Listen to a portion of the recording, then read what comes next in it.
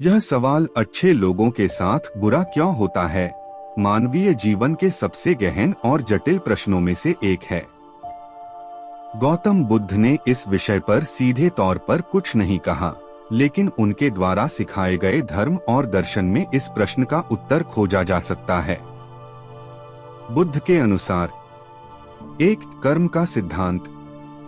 बुद्ध ने कहा कि हर व्यक्ति के जीवन में जो कुछ भी होता है वह उनके पूर्वजन्मों और वर्तमान कर्मों का परिणाम है। अच्छे कर्म सुखद परिणाम लाते हैं और बुरे कर्म दुखद परिणाम। लेकिन कर्म का फल तुरंत नहीं मिलता, यह किसी भी समय किसी भी जन्म में प्रकट हो सकता है। इसलिए जो अच्छे लोग हैं उनके साथ बुरा होने का कारण उनके पिछले कर्म हो सकते हैं। 2, अनिच्चा, सब कुछ अस्थायी है।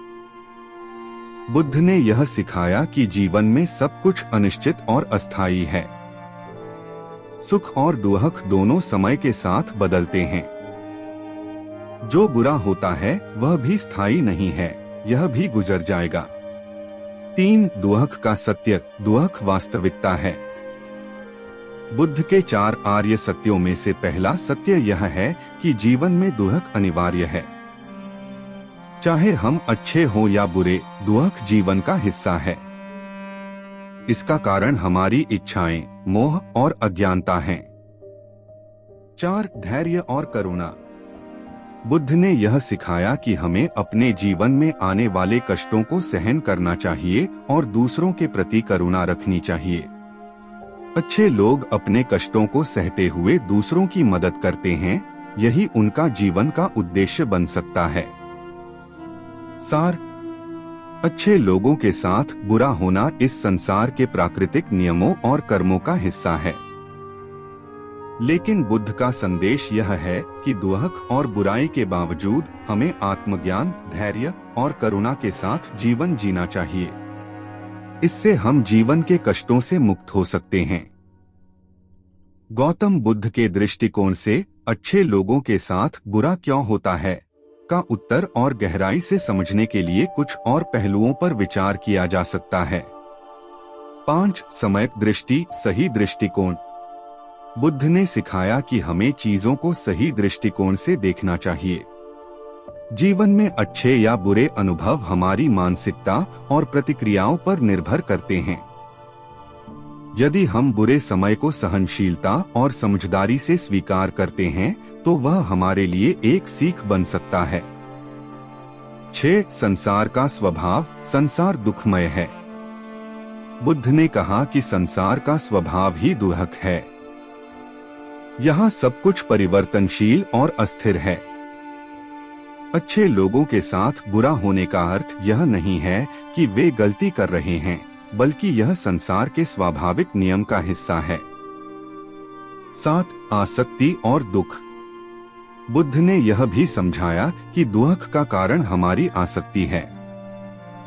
जब हम सुख, सफलता या स्थिरता की उम्मीद करते हैं और वह पूरी नहीं होती तो हम पीड़ा का अनुभव करते हैं। अच्छे लोग अक्सर दूसरों की भलाई के लिए प्रयास करते हैं, लेकिन संसार की अस्थिरता के कारण उन्हें भी दुख का सामना करना पड़ता है। 8, धम्म पर विश्वास। बुद्ध ने सिखाया कि चाहे जो भी हो, धर्म का पालन करना चाहिए। अच्छे कर्म करना, सहनशीलता रखना और दूसरों के लिए करुणा दिखाना ही जीवन का सही मार्ग है। बुरा समय एक परीक्षा हो सकती है जिससे गुजरकर हम और अधिक मानसिक और आध्यात्मिक रूप से मजबूत बनते हैं। 9, निर्वाण की राह। जीवन में दुख और कठिनाइयों का अनुभव होना स्वाभाविक है, लेकिन उनका अंतिम समाधान बुद्ध के बताए मार्ग पर चलकर निर्वाण प्राप्त करना है। निर्वाण वह अवस्था है जहां व्यक्ति जन्म, मरण और दुख के चक्र से मुक्त हो जाता है। निष्कर्ष, अच्छे लोगों के साथ बुरा होना जीवन के प्राकृतिक नियमों का हिस्सा है। बुद्ध ने सिखाया कि हमें इसे सहनशीलता, समझ और सही दृष्टिकोण के साथ स्वीकार करना चाहिए। यह दुख हमें आत्मज्ञान की ओर ले जाने वाला एक कदम हो सकता है। यदि हम बुद्ध के रास्ते पर चलते हैं समयक दृष्टि, समयक विचार और समयक प्रयास के साथ तो यह बुरे अनुभव हमें मानसिक और आध्यात्मिक उन्नति की ओर ले जाते हैं। गौतम बुद्ध के विचारों को और विस्तार से समझते हुए अच्छे लोगों के साथ बुरा क्यों होता है का उत्तर गहराई में खोजा जा सकता है। 10 समयक प्रयास, सही कर्म और प्रयास। बुद्ध ने यह सिखाया कि जीवन में परिस्थितियां चाहे जैसी भी हों, हमें अपने प्रयासों को सही दिशा में केंद्रित करना चाहिए। अच्छे लोगों को भी दुख झेलना पड़ता है क्योंकि यह संसार का स्वाभाविक नियम है, लेकिन उनका प्रयास यह होना चाहिए कि वे दुख को अपने आत्मिक विकास के अवसर के रूप में देखें। 11 3 लक्षण त्रिलक्षण। बुद्ध के अनुसार यह संसार 3 लक्षणों पर आधारित है। अनिच्छा, अस्थिरता, कोई भी परिस्थिति स्थायी नहीं है। सुख और दुख दोनों ही गुजर जाएंगे। दुख, कष्ट, संसार में हर चीज किसी न किसी रूप में दुख का कारण बनती है। अनात्मा, अह का अभाव, यहाँ कोई भी वस्तु स्थायी रूप से मेरा या मैं नहीं है। इन 3 लक्षणों को समझने से व्यक्ति को यह बोध होता है कि बुरा समय भी एक अस्थायी अनुभव है जो जीवन के बड़े चक्र का हिस्सा है। 12 पुनर्जन्म का सिद्धांत। बुद्ध का पुनर्जन्म का सिद्धांत भी इसे समझने में मदद करता है। वर्तमान जीवन में जो दुख है वह पूर्व जन्मों के कर्मों का परिणाम हो सकता है। अच्छे लोग, हालांकि वे इस जीवन में अच्छे कर्म कर रहे हैं, उनके पिछले कर्म का फल वर्तमान में बुरे अनुभव के रूप में प्रकट हो सकता है। 13 मनोबल और आत्मस्वीकृति। बुद्ध ने यह सिखाया कि मनुष्य को अपने दुख को स्वीकार करना चाहिए और उसे अपने आत्मबल को बढ़ाने के लिए उपयोग करना चाहिए। बुरा समय मनुष्य को सिखाता है कि वह कैसे अपने भीतर छिपी हुई क्षमताओं को खोज सकता है। 14 करुणा और सहानुभूति।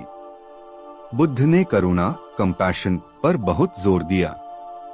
अच्छे लोग जो दुख सहते हैं वे अक्सर दूसरों के दुख को गहराई से समझने लगते हैं। उनका यह अनुभव उन्हें और अधिक संवेदनशील, दयालु और सहायक बनाता है।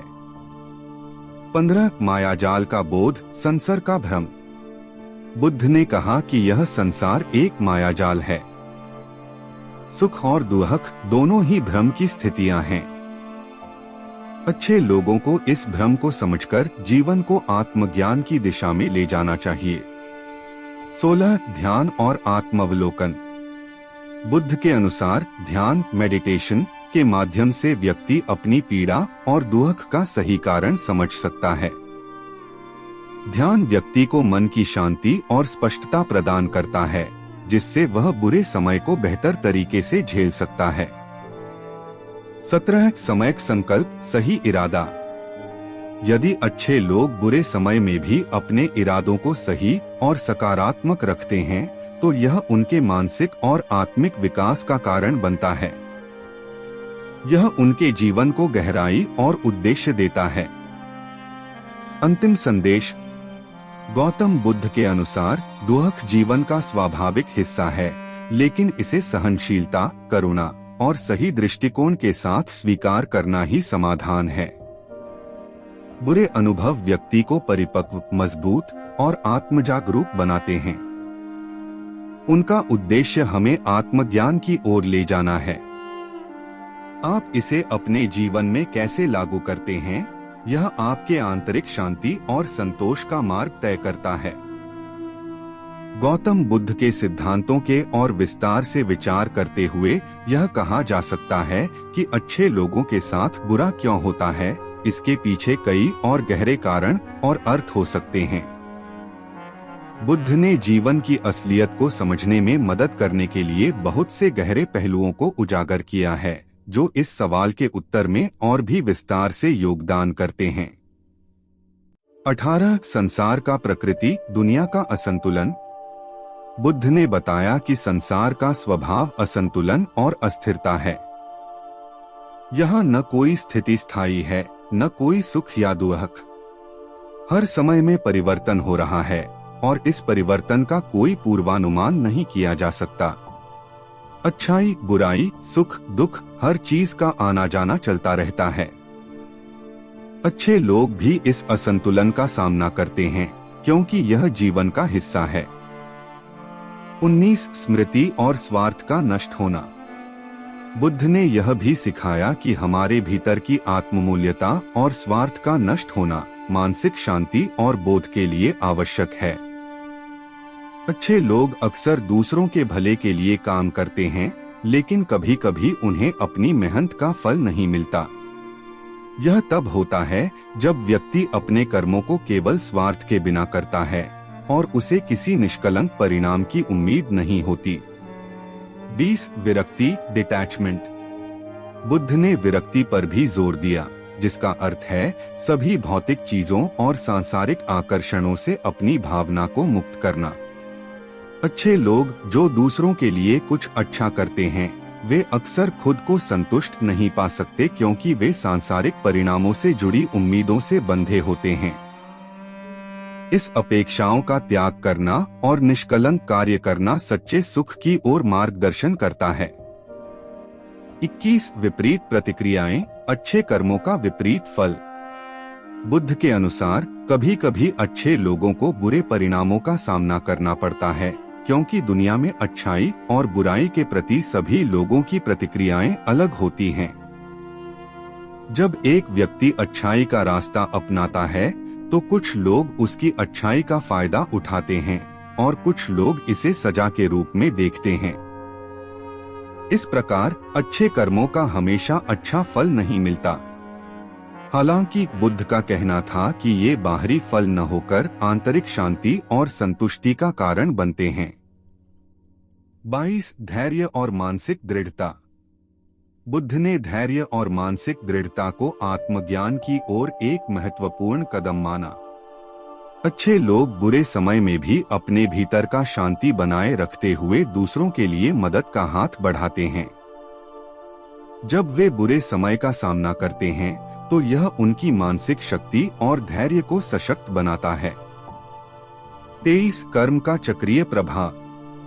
बुद्ध ने यह कहा कि हमारे हर कर्म का चक्रीय प्रभाव होता है। जो अच्छा कर्म आज किया है उसका फल भविष्य में मिल सकता है और जो बुरा कर्म किया है उसका फल भी अवश्य मिलेगा।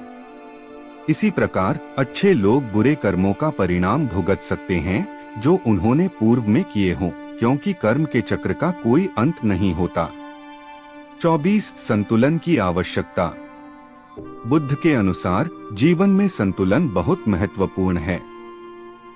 केवल अच्छे कार्यों का पीछा करते हुए हम अपने दुखों को दूर नहीं कर सकते, बल्कि हमें अपनी इच्छाओं और दुख सुख के अनुभवों के बीच संतुलन बनाना चाहिए।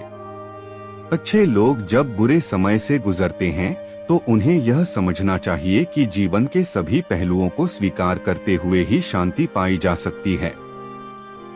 25 सच्चे सुख का मार्ग। बुद्ध ने कहा कि सच्चा सुख बाहरी घटनाओं और परिस्थितियों पर निर्भर नहीं करता, बल्कि यह हमारे भीतर से आता है। यदि अच्छे लोग खुद को भीतर से सशक्त और संतुष्ट महसूस करते हैं तो चाहे बाहरी जीवन में जो भी हो, वे सच्चे सुख की अवस्था में बने रह सकते हैं। निष्कर्ष। गौतम बुद्ध के अनुसार अच्छाई और बुराई के इस चक्र को समझते हुए हमें अपनी मानसिकता और दृष्टिकोण को सही दिशा में मोड़ने की आवश्यकता है। जीवन में आने वाले कष्टों और समस्याओं को हम आत्मज्ञान की ओर बढ़ने के अवसर के रूप में देख सकते हैं। बुरा समय न केवल हमारे जीवन में बदलाव लाता है, बल्कि यह हमें अपनी आंतरिक शक्ति, धैर्य और करुणा को समझने का भी अवसर देता है। इस प्रकार अच्छे लोगों के साथ बुरा होना किसी के लिए भी दुख का कारण हो सकता है, लेकिन बुद्ध के सिखाए मार्ग पर चलकर हम इस दुख को आत्मज्ञान और शांति की दिशा में बदल सकते हैं। गौतम बुद्ध के विचारों को और गहराई से समझते हुए हम देख सकते हैं कि अच्छे लोगों के साथ बुरा क्यों होता है के सवाल का उत्तर एक बहुत व्यापक दृष्टिकोण से दिया जा सकता है। बुद्ध ने जीवन को और उसके संघर्षों को समझने के लिए कई दार्शनिक सिद्धांत दिए जो इस सवाल के कई पहलुओं को उजागर करते हैं। 26 प्रकृति का नियम, संसार का सामान्य कष्ट। बुद्ध ने कहा कि यह संसार हमेशा असंतुलन और कष्ट से भरा रहता है। यहाँ तक कि अच्छे लोग भी बुरे समय का सामना करते हैं, क्योंकि यह जीवन का हिस्सा है। इस जीवन में कोई भी व्यक्ति पूरी तरह से दुख से मुक्त नहीं हो सकता और अच्छे लोग भी इससे बच नहीं सकते।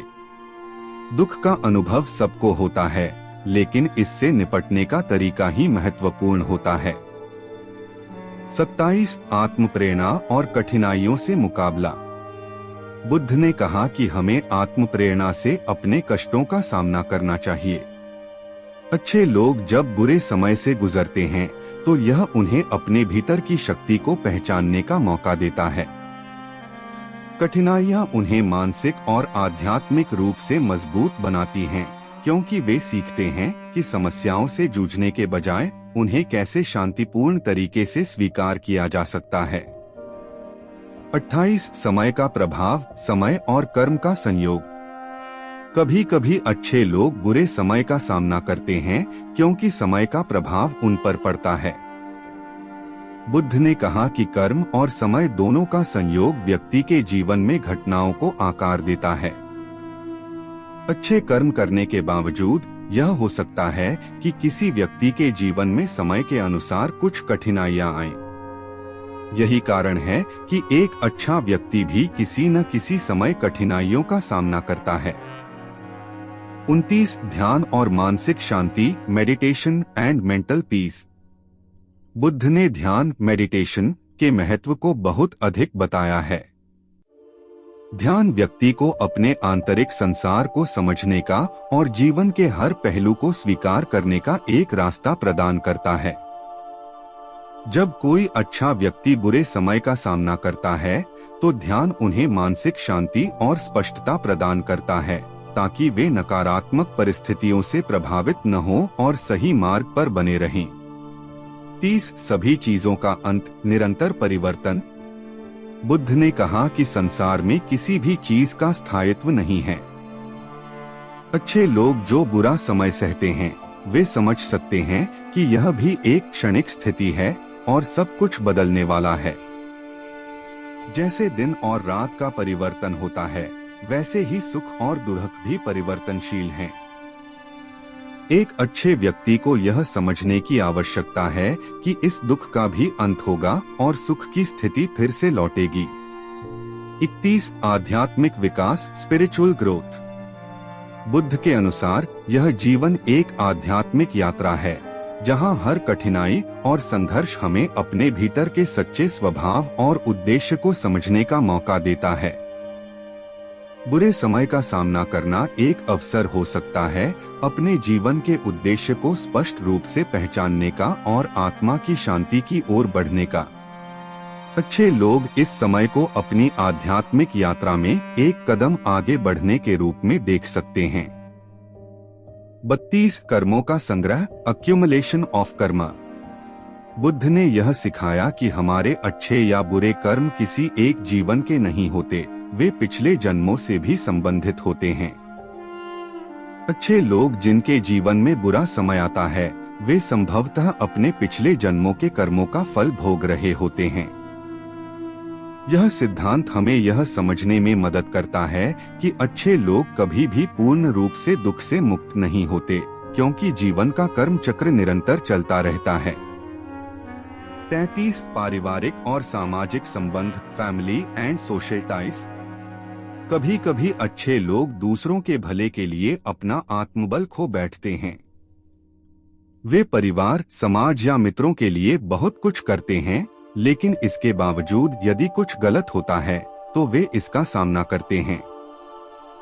यह किसी व्यक्ति के व्यक्तिगत सुख और संतोष पर प्रभाव डालता है, लेकिन बुद्ध के अनुसार यह हमें दूसरों के प्रति करुणा और समझदारी से व्यवहार करने की प्रेरणा देता है। 34 स्वास्थ्य और शारीरिक कष्ट, फिजिकल सफरिंग। बुद्ध ने शारीरिक कष्ट और मानसिक कष्ट के बीच अंतर को समझाया। अच्छे लोग भी शारीरिक कष्टों का सामना कर सकते हैं, जैसे बीमारी या दुर्घटना। लेकिन बुद्ध का कहना था कि मानसिक कष्ट सबसे अधिक हानिकारक होता है। इस मानसिक कष्ट से मुक्ति पाने के लिए ध्यान, मानसिक शांति और आत्मावलोकन महत्वपूर्ण हैं। 35 सम्यक आहार, राइट न्यूट्रिशन। बुद्ध ने सम्यक आहार का सिद्धांत भी दिया, जिसका अर्थ था सही आहार और जीवन शैली। अच्छे लोग जो शारीरिक रूप से स्वस्थ होते हैं लेकिन मानसिक और भावनात्मक कष्टों से जूझते हैं, उन्हें यह समझना चाहिए कि केवल शारीरिक स्वास्थ्य ही पर्याप्त नहीं है। मानसिक और भावनात्मक संतुलन भी जीवन का एक महत्वपूर्ण हिस्सा है। निष्कर्ष: गौतम बुद्ध के उपदेशों के अनुसार जीवन में हर किसी को किसी न किसी रूप में बुरे समय का सामना करना पड़ता है, चाहे वे अच्छे क्यों न हो। लेकिन इस बुरे समय को हम आत्मज्ञान, शांति और मानसिक दृढ़ता के रूप में देख सकते हैं। बुद्ध ने हमें यह सिखाया कि जीवन के दुखों को सहन करते हुए हमें अपनी आंतरिक शांति और उद्देश्य को पहचानने का प्रयास करना चाहिए। हर कठिनाई एक अवसर है जो हमें जीवन की सच्चाई को समझने और आत्मविकास की दिशा में मार्गदर्शन करने का अवसर देती है।